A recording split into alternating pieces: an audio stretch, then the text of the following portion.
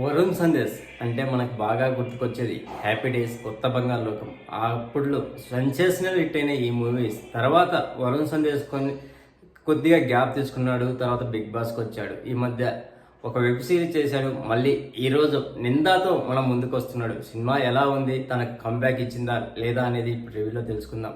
అసలు నిందా మూవీ కొన్ని లొకేషన్లో మాత్రమే తీశాడు, మంచిగా తీశాడు డైరెక్టర్. కానీ ఈ సినిమాలో సస్పెన్స్ థ్రిల్లర్లు పెద్దగా అనిపించలేదు. ఒక ఊళ్ళో అమ్మాయిని రేప్ చేసిన వ్యక్తి వీడు అని పోలీసులు తప్పుగా వేరే వాడిని చేయడము, దానికి జడ్జి అయినటువంటి తనిఖీల బరిని అతనికి ఉరిశిక్ష విధించడం, చివరికి తను ఇచ్చింది తప్పని ఫీల్ అవుతూ చనిపోవడము, తండ్రి చనిపోయిన దాన్ని ఎవరు మర్డర్ చేశారు అని తెలుసుకొని ఒక 6 మందిని కిడ్నాప్ చేయడంతో సినిమా స్టార్ట్ అవుతుంది. ఈ 6 మంది నిజంగా ఎవరో కాదు, పోలీస్, డాక్టర్, ఇంట్లో పనిచేసే, ఇలా జనరల్గా మనం న్యూస్ పేపర్లో డైలీ చూస్తుంటాం కదా, మర్డర్ ఒకటి చేస్తే అరెస్ట్ ఇంకొకరిని చేస్తుంటారు.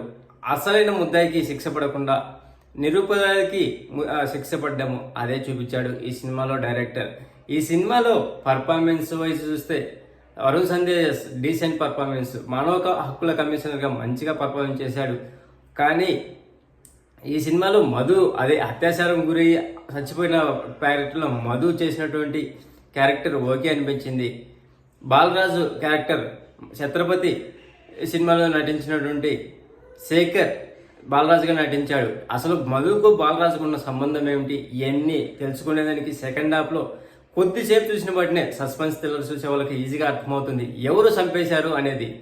ఈ సినిమాలో ఫస్ట్ హాఫ్ అయితే కొద్దిగా సాగదీసినట్టు అనిపించేది, పెద్ద సస్పెన్స్ ఏమి అనిపించలేదు. సెకండ్ హాఫ్లో మాత్రం కొద్దిగా మంచిగా తీశాడు. ఫైనల్గా చెప్పాలంటే క్లైమాక్స్లో ఇచ్చిన ట్విస్ట్ సినిమాకి హైలైట్ అని చెప్పవచ్చు.